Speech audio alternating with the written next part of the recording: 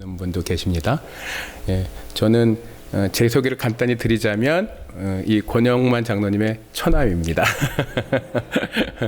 사실은 오랜 동안 신앙생활에서 떠나 있었고 이 유은송 권사님의 많은 기도를 받고서야 다시 신앙의 자리로 돌아온 사람이기 때문에 이렇게 이 자리에 설 수 있는 자격이 없는 사람인데도 오늘 이렇게 지난 10여 년간의 여러 가지 우여곡절을 통해서 이 자리에 세워지신 하나님께 영광드리고 또 목사님께서 당연히 쓰셔야 될 자리인데 오늘 이렇게 자리를 내주셔서 너무 감사드립니다. 네. 지난 이제 몇 달 동안 오후 예배를 통해서 우리 청년들이 얼마나 기도를 뜨겁게 하는지 또 얼마나 찬양을 아름답게 부르는지는 잘 알고 있었는데요. 오늘 주일 예배 때 이렇게 장년들이랑 같이 예배를 드리다 보니까 우리 또 장년부의 장년부의 기도 또한 굉장히 뜨겁고 이 아름답다는 걸 알 수 있었습니다. 또 청년들이 어쩌면 이렇게 많은 수가 아님에도 불구하고 모두 다 이 찬양 사역자고 기도의 용사고 이러신지 악기들을 어쩜 이렇게 잘 다루시는지 정말 놀랍기만 합니다. 예. 이 영원교회가 이렇게 기도와 찬양이 뜨겁고 또 말씀 또한 열심히 이 묵상하는 교회인 것으로 제가 보아서 알고 있습니다. 이러한 교회에 하나님의 크신 은혜와 축복이 임하게 될 줄 반드시 믿습니다. 네. 아멘. 네. 여러분 오늘 제가 여러분과 나누고자 하는 말씀은 아까 봉독하신 것처럼 요한 3서 1장 2절 말씀인데요. 제목은 사랑하는 자여입니다. 우리가 사랑하는 자여 그러면 이게 어떻게 해야지 넘어가나요? 안 되나 보다. 오케이. 예. 사랑하는 자여 그럼 우리가 참 할 말이 많죠. 사랑에 대해서 우리가 할 말이 많지 않습니까, 여러분? 그렇죠? 예, 저 또한 사랑에 대해서 여러 가지 여러분들과 나누고 싶은 얘기들이 있는데요. 이게 좀 잘 안 넘어가는데 어디를 보고 해야지 잘 넘어갈까요? 네. 여러분 우리가 성경에서 몇 가지 이렇게 숫자들이 이렇게 대표적인 것들이 있죠.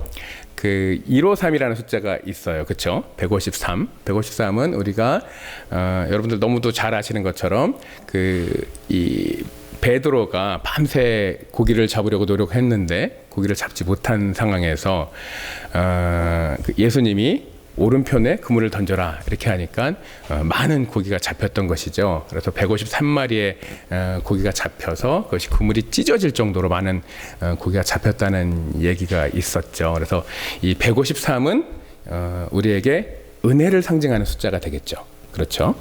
그런데 또 성경에서 이 153이라는 숫자 말고 우리가 또 익숙한 숫자가 또 하나 있습니다. 어디로 갈까요? 어디로 가면 좋을까요? 컴퓨터가 어디 쪽에 있나요? 네. 네. 우리가 666이라는 숫자도 굉장히 또 익숙합니다. 여러분, 그렇죠?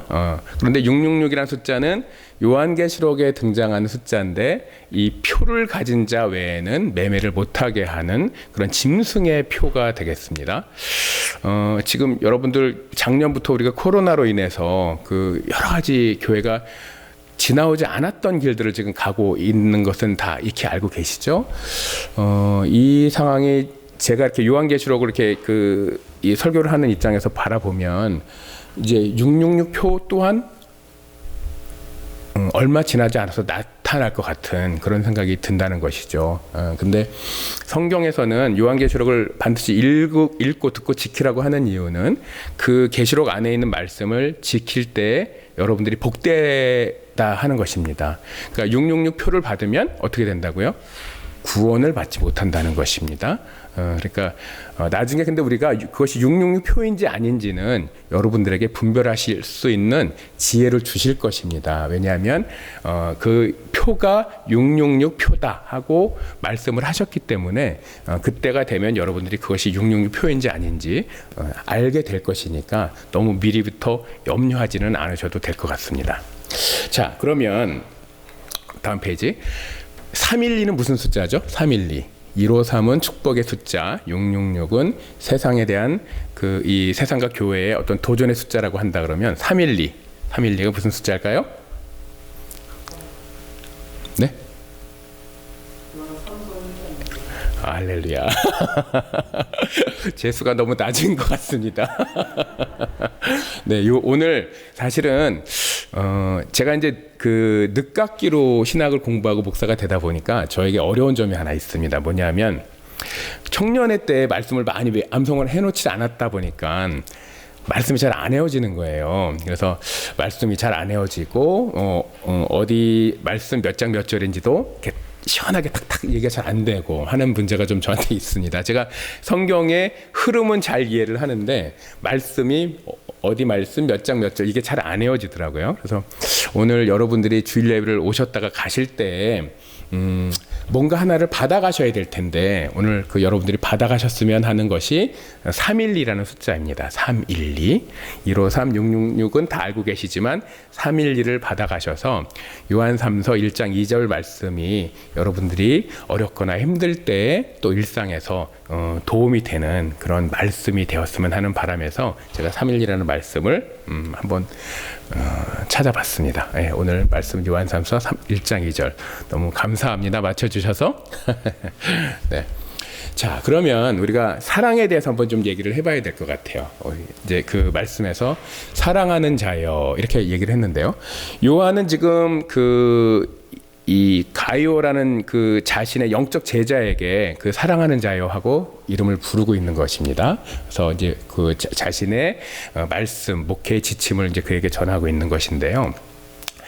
자, 우리는 기독교는 사랑의 종교라고 하지 않습니까? 그만큼 우리가 이 사랑에 대해서는 할 얘기가 뭐 무궁무진할 것 같습니다. 그러면 자, 우리가 예수님이 주신 말씀조차도 서로 사랑하라 아니겠습니까? 그러니까 구약에 여러 가지 우리가 말씀이 있지만 그 말씀 가운데 그 말씀을 요약해서 우리에게 한마디로 전해주신 것이 서로 사랑하라 였습니다. 여러분들 서로 사랑하고 계십니까? 아멘, 아멘. 네, 맞습니다. 우리는 사실은 세상적으로는 우리가 누구를 사랑하면서 살아가고 있나요? 자신을 제일 먼저 사랑하겠죠. 그렇죠? 태어나서 자기 자신을 사랑하면서 자기의 삶이 시작되는 것이겠죠. 자기 자신을 사랑하면서 자기의 인생을 개척하기 위해서 우리는 여러 가지 부단한 노력들을 해갑니다.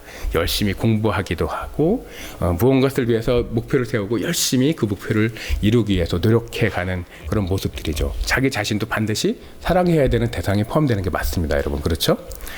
예, 그 다음에 부모를 의지하면서 살면서 그 부모를 사랑하게 되죠. 일생의 과정을 이렇게 보면 성경은 어떻게 얘기하고 있죠? 부모에 대한 사랑에 대해서 내 부모를 공경하라. 그러면 이 땅에서 내 날이 장구하리라. 그러니까 복된 약속이라는 거죠. 부모를 사랑하는 것이. 여러분들 부모님들 다 사랑하시죠? 아멘, 아멘. 네. 예, 그 다음에 세상에 나아가면서 친구를 사랑하게 되죠. 친구끼리의 사랑도 굉장히 뜨거운 것입니다. 예수님이 이렇게 말씀하셨죠. 예수님은 그 12제자를 3년간 양육하시면서 마지막에는 그 제자들의 발을 씻어주시고 그 제자들을 친구라 부르셨어요. 그렇죠? 그래서 친구를 위해서 이 목숨을 희생하는 것만큼 또 아름다운 것이 없다 이렇게 말씀하시기도 하셨죠. 그러니까 친구 간의 사랑도 굉장히 중요한 의미가 있는 거겠죠. 그 다음에 또 어떤 사랑이 있을까요? 연인 간의 사랑이 있겠죠. 예. 우리 청년들 첫사랑들 다 경험해 보셨나요? 네. 네, 좋습니다. 저는 사실은 이 첫사랑을 떠올릴 때면 이런 기억이 납니다. 그러니까 사실은 그때까지는 나를 사랑하고 부모를 사랑하고 친구를 사랑하고 하는 그런 과정들은 어떤 그 깊이가 있고 막 이렇게 뜨겁고 이랬던 기억까지는 사실은 없었던 것 같아요. 이때까지는 그냥 이렇게 살면서 사랑하고 좋아하고 이런 정도였던 것 같은데 첫사랑의 여인을 만나니까 그 사랑의 강도가 완전히 달라지던데요. 예. 그래서 진짜로 밥도 안 먹고 막 아무것도 없는데도, 가진 것도 없는데도 정말 세상 모든 것이 다 내 것 같고, 정말 뭐 그 사람 하나 있음으로 해서 이 행복의 정도가 이제는 뭐 더 이상 아무것도 나에게 필요가 없구나, 이 사람 하나만 있으면 되는구나 하는 그런 정도의 그 사랑이 그때 처음 경험됐던 것 같아요. 그래서 이 청년의 시기에 이 연인을 사랑하면서 그 이 사랑이 깊어지는 경험을 한번 해보는 것 되게 좋은 것 같습니다. 물론 실연의 아픔도 있겠죠. 네. 그다음에 이 연인이 만나서 결혼을 하면 자녀를 낳고 자녀를 사랑하게 되겠죠. 저는 사실은 자녀로서 부모님께 사랑은 받아봤지만 그 제 아내가 오래 아팠기 때문에 자녀가 집에 없어서 이 자녀에 대한 사랑을 제가 잘 모릅니다, 사실은. 그런데 저희 어머니가 제 아우가 한번 아픈 적이 있었어요. 아우가 뇌경색이 이제 온 적이 있어가지고 굉장히 그 한 6개월 정도 재활 치료도 하고 몸에 이제 그 좌반신이 그 마비가 된 적이 있었어요. 근데 그때 당시에 어머니의 연세가 73이었던 걸로 기억이 나는데 73이면 이제 노인이시잖아요. 그렇죠? 근데 아우가 아프니까 어머니께서 아우의 이름이 진영인데, 진영아 걱정하지 마, 내가 다 알아서 해줄게, 이렇게 말씀을 하시는 거를 옆에서 들었는데요. 그 말씀이 70대 노인의 목소리가 아니고 젊어서 자녀를 한참 키우고 계시던 때에 젊으신 목소리가 나오시더라고요. 그래서 내가 깜짝 놀랐고, 이게 부모님의 사랑은 이런 거구나. 연세가 드셔도 자녀가 위기에 처하니까 이 모든 역량을 동원해서 자녀를 지키고 사랑하시려고 하는 것이 이게 부모님의 마음이구나 하는 것을 제가 그때 알게 됐죠. 아마 이제 저도 이 사도 요한처럼 이제 목회의 길을 시작을 하면서 영적 자녀를 많이 갖게 될 것으로 기대를 합니다. 그러면 지금까지 경험해보지 못했던 육적 자녀에 대한 그 사랑이 그런 영적 자녀들에 대한 사랑으로 나타나게 되고, 저도 또한 그 사랑을 경험하게 되는 그런 복된 시간이 있을 것으로 기대합니다. 아멘. 네. 자, 그 다음에 자녀의 사랑까지는 사실 어찌 보면은 모든 사람들이 하는 사랑이에요. 그렇죠. 그런데 우리는 조금 더 진도가 나가야 돼요, 크리스찬들은. 왜냐하면 아까 주님이 뭐라고 말씀하셨죠? 서로 사랑하라. 그 서로에는 자신부터 자녀까지의 사람들도 포함이 되지만 거기에는 반드시 이웃이 포함이 되잖아요. 그렇죠.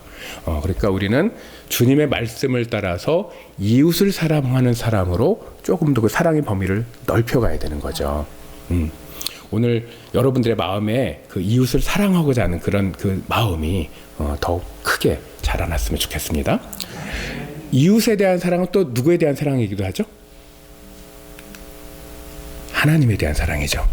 그렇죠. 예. 왜냐하면 이 말씀을 보면 한번 같이 읽어보실까요? 내가 줄일 때에 너희가 먹을 것을 주었고, 목마를 때에 마시게 하였고, 나그네 되었을 때에 영접하였고, 헐 벗었을 때에 옷을 입혔고, 병들었을 때에 돌보았고, 옥에 갇혔을 때에 와서 보았느니라. 아멘. 아멘. 자, 우리가 사실은 사랑에 대해서 굉장히 어쩌보면 피상적으로 생각할 수도 있어요. 그렇죠? 근데 사랑은 피상적으로 생각하기 시작하면 좀 어려워져요. 왜냐하면 예수님이 서로 사랑하라고 말씀을 하셨지만 때로는 원수를 사랑하라고 또 하셨어요. 그렇죠? 굉장히 사실은 원수를 사랑하는 게 쉽지는 않겠죠. 쉽지는 않지만 가능한 일일 거예요. 가능한 일이니까 우리에게 명령하신 거죠. 그렇죠? 그런데 내가 어느 정도 사랑해야 정말로 이웃을 사랑하면서 사는 거야 하는 궁금증이 있으셨을 거예요. 그렇죠, 여러분? 그런데 제가 이렇게 성경을 이 처음부터 끝까지 다 읽고서 내린 결론은 우리가 요 정도까지 사랑하면 일단 하나님이 보시기에는 그래 너는 이웃 사랑하는 사람이야 하고 인정받을 만한 사랑일 것 같아요. 예. 누군가 이웃 사람이 배고파해요. 그럼 그를 보고 긍휼한 마음이 들어서 밥을 주고 싶어하는 마음이 있으시면 되는 거예요. 누군가 목말라해요. 그러면 그에게 물을 마시게 하고 싶은 마음이 드시면 이웃을 사랑하고 계신 거예요.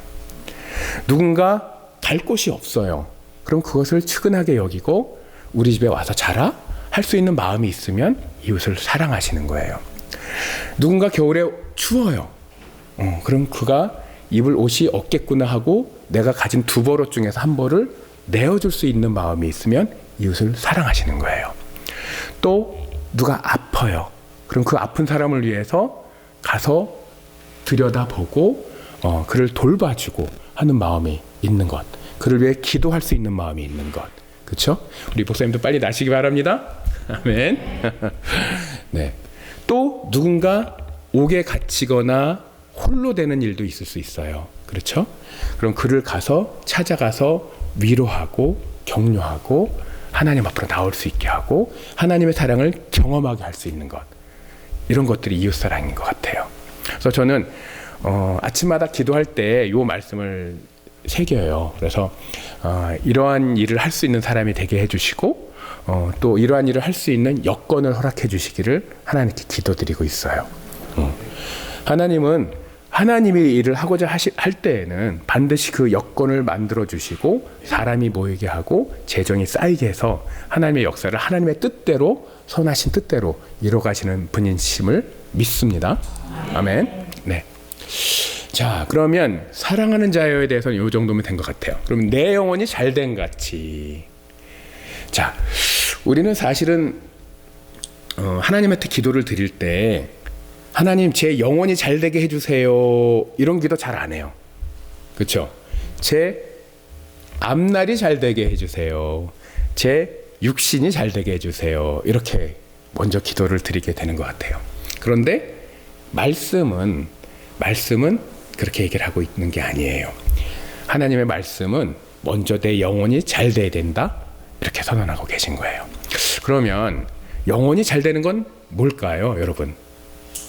영혼이 잘 되는 것? 뭐 여러 가지로 정의할 수 있겠지만 일단 하나님 앞에 온전한 자녀로 인정받는 것. 그렇죠? 가능한 얘기죠?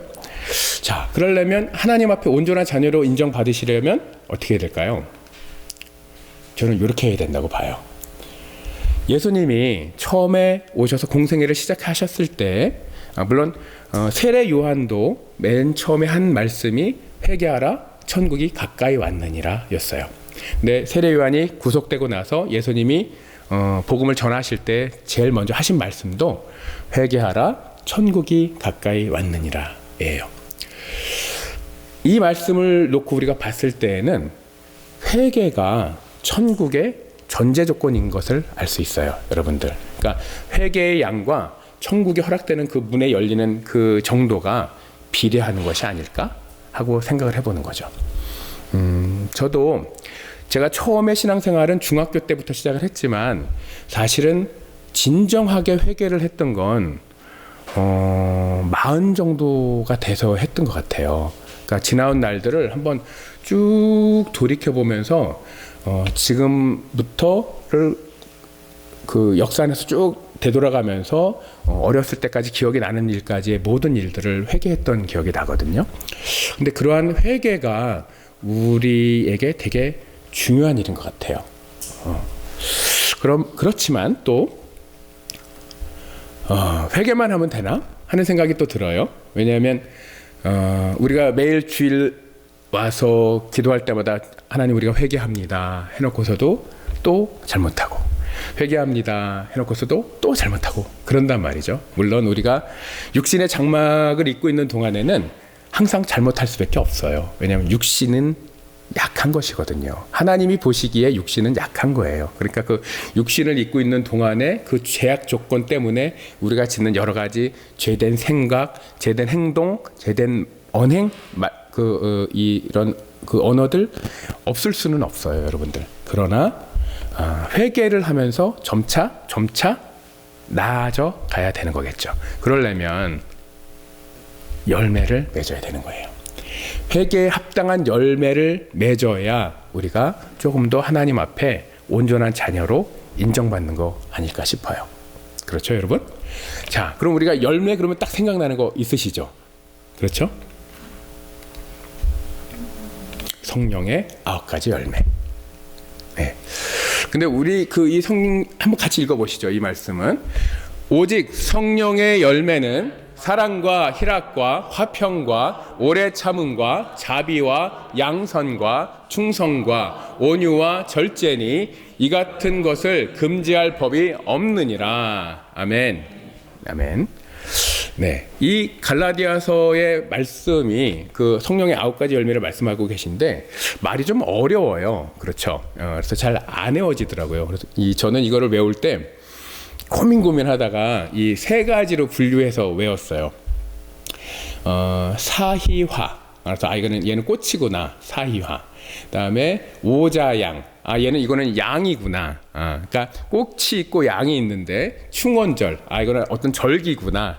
그 어떤 절기에 하나님께 꽃과 양을 드려서 이 하나님께 영광 돌리는 것이 이 성령의 9가지 열매구나. 이렇게 외웠어요. 그래서 사희화, 오자양, 충원절 이렇게 해서 9가지 열매를 외웠는데 이 성령의 9가지 열매는 사실은 외워서 될 것은 아니에요. 그렇죠? 여러분들? 이것은 그냥 저절로 열매가 맺혀지는 거예요. 그러니까 이 한꺼번에 모든 9가지 열매가 다 맺히는가? 또 그것은 아닐지도 모르죠. 그렇죠? 그런데 분명한 것은 우리가 회개하고 천국을 경험하고 이웃을 사랑하고 하나님의 사랑을 경험하면 어떤 변화가 오죠? 마음에 사랑이 막 넘치기 시작하잖아요. 예전에는 나를 사랑하고 부모를 사랑하고 친구를 사랑하고 연인을 사랑하고 하는 이 정도에 머물러 있던 이 사랑이 이웃들을 막 바라보면서 사랑하는 마음이 막 넘치기 시작하잖아요. 그렇죠? 예. 이 성령의 도우심이 있기 때문에 우리가 서로 사랑하라 하는 말씀을 지키면서 살 수 있게 되는 것이고, 이것이 조금 더 발전되면 내 원수를 사랑하라 하는 말씀까지도 여러분들 나아갈 수 있는 거잖아요. 네. 그래서 이 성령의 9가지 열매는 되게 중요한 것 같아요. 그러면 이 사랑이 넘치는 그 와중에 또 어떤 변화가 일어나요? 마음에 기쁨이 막 넘쳐요. 그렇죠? 희락이라고 표현돼서 우리가 잘 안 쓰는 말인데 영어로는 joy, 기쁨이에요. 기쁨. 우리 마음에 기쁨이 막 샘솟기 시작한단 말이죠. 이것이 사실 신앙생활하는 그런 보람 중에 하나가 아닐까요? 우리 마음속에 기쁨이 막 넘치는 것. 어떠한 어려움이 닥치는데도 기쁨이 넘치는 것. 항상 기뻐하라. 가능한 말인가요, 여러분들? 항상 기뻐하라. 불가에서는 인생 무상. 모든 것이 항상 한결같을 수는 없다. 기쁜 일도 끝이 있고 슬픈 일도 끝이 있다. 이렇게 얘기를 하잖아요. 그런데 하나님은 no, 그게 아니야. 항상 기뻐하라. 우리에게 항상 기뻐하라고 명령을 주신 것은 항상 기뻐할 수 있는 요건이 주어지기 때문인 거죠. 아멘? 아멘. 예, 그러한 것이 성령의 충만함으로 이루어질 수 있다는 거죠. 여러분들.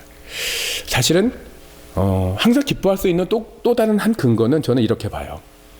이 세상에서는 사실은 하나님의 대체대조표는 이 세상에서 맞춰지는 것이 아닌 것 같아요. 이 세상에서는 어떤 사람은 부유하고 어떤 사람은 가난하고 어떤 사람은 형통한 것 같고 어떤 사람은 그렇지 못한 것 같고 누구는 잘 되는 것 같고 나는 안 되는 것 같고 이럴 수도 있어요. 그런데 우리에게 허락된 것을 생각을 해보면 이 작은 것들보다 이 하늘나라에 가서 우리에게 허락될 큰 하나님의 기업과 하늘의 집을 생각해보면 우리의 구원과 영생의 기쁨을 생각해보면 이러한 것들이 조금 유보되거나 이 땅에서 조금 덜 받는다고 해도 그것이 나의 기쁨에 영향을 줄 수 있는 정도가 아닐 수 있다는 생각이 드는 거예요. 아멘? 예, 아멘. 네. 그걸 생각하면 우리에게는 항상 기뻐할 수 있는 충분한 이유가 있는 거예요, 여러분들. 아멘. 또 화평과 평안한 사람이 되는 거예요. 평안한 사람. 응? 평안할지어다 하고 예수님이 말씀하시잖아요. 제자들 다시 만났을 때 우리 마음이 막 이렇게 기복이 생기질 않아요. 예전에는 저 같으면 이 믿음이 막 이렇게 자라나지 않았을 때는 뭐 내일 회사에서 어떤 일이 있거나 이러면 밤을 새서라도 그 작업을 다 해놔요. 그 다음에 이제 그것을 다 준비가 돼야만이 마음이 평안해서 퇴근을 하고 이래서 야근을 어마어마하게 많이 했었거든요. 그런데 어느 순간부터는 가만 보니까 하나님이 돕는 자를 보내주시는 거예요. 제가 안 했는데 어떤 여건이 마련돼서 제가 시간이 부족하면 그것이 연기되기도 하고, 하여튼 어떠한 상황으로 해서든 맞춰져서 제가 그 평안한 시간에 그 일을 다 해낼 수 있도록 도와주시더라고요. 그래서 이것이 하나님이 주시는, 믿는 자에게 주시는 은혜구나 하는 것을 제가 경험을 했는데요. 그러한 것들을 자주 경험하게 되면 이제 두렵지가 않잖아요. 세상 일이 두렵지가 않아지기 시작하는 거예요. 그러면 우리가 평안하고 화평을 누릴 수 있게 되죠. 또 성격이 급하고 막 화를 막 내고 이랬던 그런 마음들도 오래 참는 마음으로 바뀌게 돼요. 자비하게 되고. 자비라는 것은 또 어떻게 표현할 수 있을까요, 여러분들? 사랑의 종교라고 얘기한다는 것은 뭐냐면 용서를 할 수 있는 종교라는 거예요. 그죠? 기독교는 사랑의 종교다. 사랑의 종교는 용서하는 종교다. 자비하다는 것은 다른 사람들을 용서할 수 있다는 거예요, 여러분들. 아직 마음속에 용서하지 못한 사람들이 혹시 있나요? 있을 수 있죠. 있을 수 있습니다. 그러나 그 사람을 위해서 기도하시고 그 사람을 용서할 수 있게 해달라고 하나님께 구해보세요. 그러면 성령의 은혜가 더욱 충만해져서 여러분들의 기도가 반드시 응답받게 될 줄 믿습니다. 아멘. 자, 양선은 goodness, 선이란 뜻이에요. 그러니까 선을 행한다는 뜻이에요. 그래서 착한 일을 자꾸 하게 되고 싶어지는 거죠. 또 충성과, 하나님에 대한 충성, 부모님에 대한 충성, 친구들 간의 신실함, 여러분들 연인 간의 신실함, 인간관계가 튼튼해지는 거예요. 또 온유와, 사람이 gentleness, 부드러워지는 거죠. 부드러운 사람이 되는 거예요. 날카로운 사람이 아니고 함께 있고 싶은 부드러운 사람이 되는 거예요. 또 절제, 살다 보면 사실 자기 욕심이 많아지고 교만해지기도 하고 필요한 것들을 다 구하고 싶은 여러 가지 탐욕들이 있는데 그러한 것들에서 점차 멀어질 수 있게 되고 그것을 이겨내는 힘이 생긴다는 겁니다, 여러분들. 어떻습니까, 여러분들? 이러한 사람이 되면 과연 세상의 법이 이러한 사람을 금할 수 있겠습니까? 그렇지 않겠죠. 네, 우리는 오늘 이렇게 이 성령 충만한 9가지 열매에 대해서 마음에 결단할 수 있는 그런 또 시간을 가졌으면 좋겠습니다. 아멘. 네. 자, 내가 범사에 잘 되고로 한번 넘어가 보겠습니다. 잘 된다는 건 뭔가요? 범사에 잘 되는 길이 있나요, 여러분들? 범사에 잘 되는 길이에요? 어떤 길이 있을까요? 자, 같이 한번 읽어보실까요? 너희가 내 안에 거하고 내 말이 너희 안에 거하면 무엇이든지 원하는 대로 구하라. 그리하면 이루리라. 아멘. 자, 우리의 기도를 들어주시는 분이 누구시죠? 하나님이세요. 전능하신 하나님이세요. 그런데 그 전능하신 하나님이 무엇이든지 구하라. 그리하면 이루리라. 이 정도 되면 범사에 잘 될 수밖에 없지 않을까요? 그렇죠.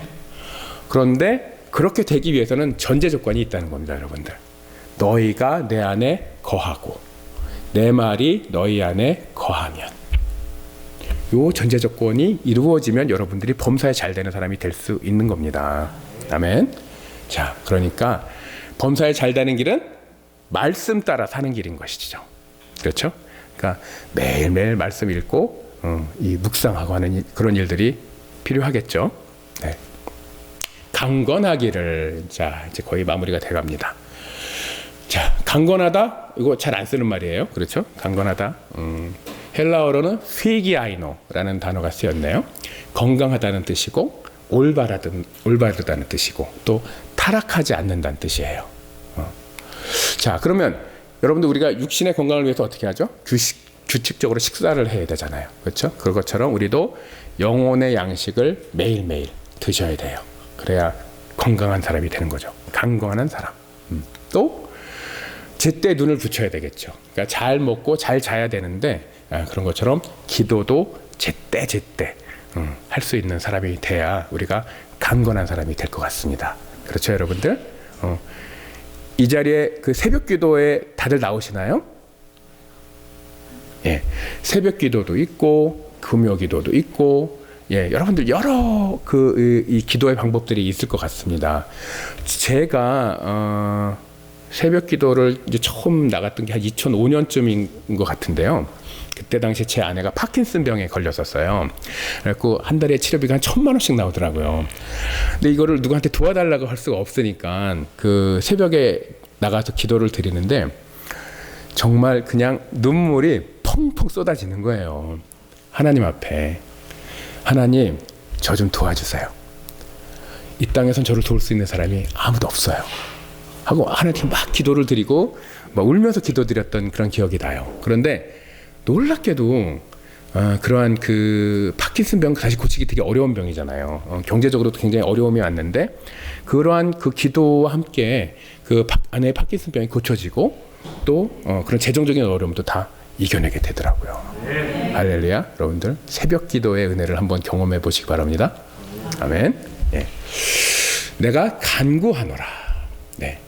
내가 간구하노라. 자, 이 간구와 기도가 축복과 문제 해결의 통로입니다, 여러분. 그렇죠? 제가 좀 전에 간증했었죠.